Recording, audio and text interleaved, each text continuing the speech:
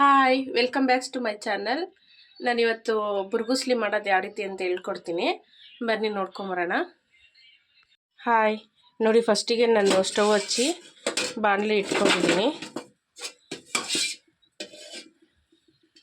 ನೋಡಿ 2 ಸ್ಪೂನ್ ಎಣ್ಣೆ ಹಾಕ್ಕೊಳ್ತಾ ಇದ್ದೀನಿ.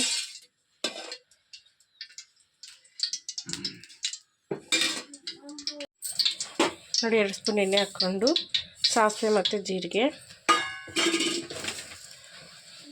ಮತ್ತು ಕರಿಬೇವು ಕರಿಬೇವು ಇದಾಗ್ತಿದ್ದಂಗೆ ಒಂದೆರಡು ಕಾಲು ಕಡಲೆ ಬೀಜ ಹಾಕ್ತಾಯಿದ್ದೀನಿ.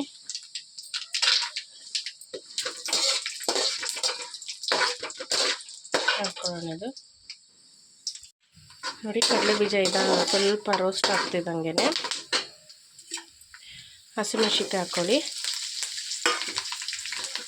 ಹಸಿಮೆಣ್ಸಿನ್ಕಾಯಿ ಸ್ವಲ್ಪ ಚೆನ್ನಾಗಿ ರೋಸ್ಟ್ ಆಗಲಿ.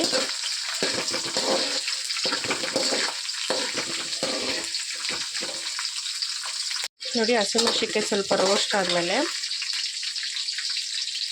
ದೊಡ್ಡದು 3 ಈರುಳ್ಳಿ ಹಾಕ್ಕೊಳ್ತಾ ಇದ್ದೀನಿ. ಇದು ಸ್ವಲ್ಪ ಚೆನ್ನಾಗಿ ಬೇಯಬೇಕು.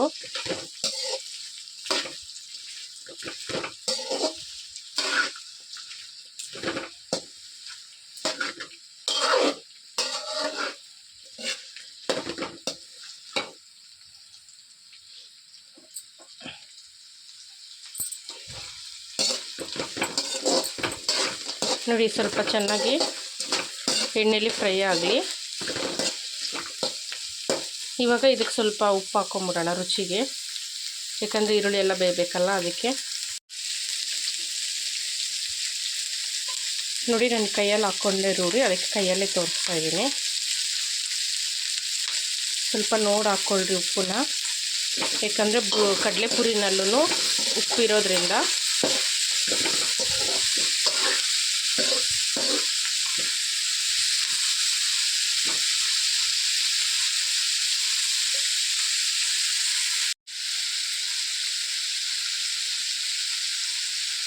ನೋಡಿ ಚಿಟಿಕೆ ಅರಿಶಿನ ಹಾಕ್ಕೊಳ್ತಾ ಇದ್ದೀನಿ.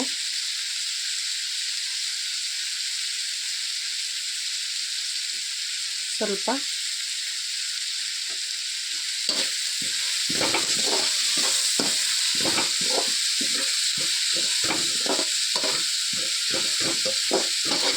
ಬೇಕಂದರೆ ಅರಿಶಿನ ಹಾಕ್ಕೋಬೋದು, ಬೇಡ ಅಂದರೆ ಅರಿಶಿನ ಸ್ಕಿಪ್ ಮಾಡ್ಬೋದು. ನಾನು ಸ್ವಲ್ಪ ಚಿಟಿಕೆ ಅಷ್ಟು ಹಾಕ್ಕೊಂಡಿದ್ದೀನಿ ಇರಲಿ ಅಂತ.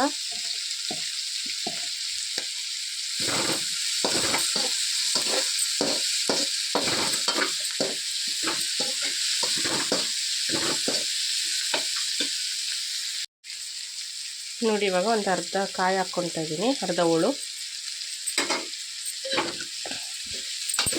ಕಾಯಿ ಹಾಕ್ಕೊಂಡು ನೀಟಾಗಿ ಮಿಕ್ಸ್ ಮಾಡಿಕೊಂಡು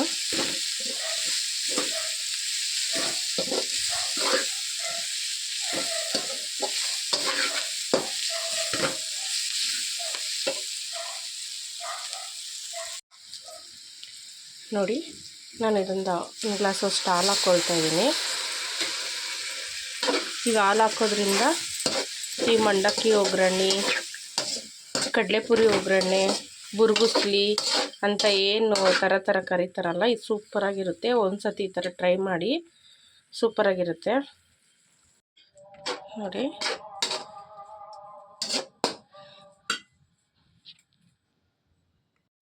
ನಾನು ಇವಾಗೆಲ್ಲ ನೀಟಾಗಿ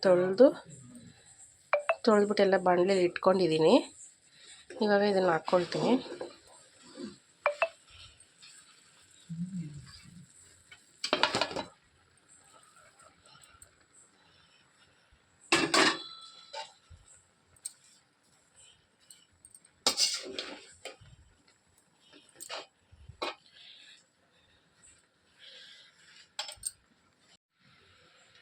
ನೋಡಿ ನೀಟಾಗೆಲ್ಲ ಮಿಕ್ಸ್ ಮಾಡ್ಕೊಂಡಿದ್ದೀನಿ.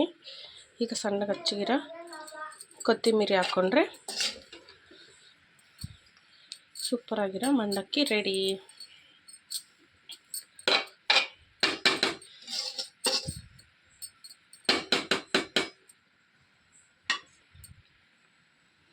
ಈಗ ಸ್ಟವ್ ಆಫ್ ಮಾಡ್ಕೊಳ್ಳೋದು. ಮಂಡಕ್ಕಿ ರೆಡಿಯಾಗಿದೆ. ಬಾಯ್ ಬಾಯ್.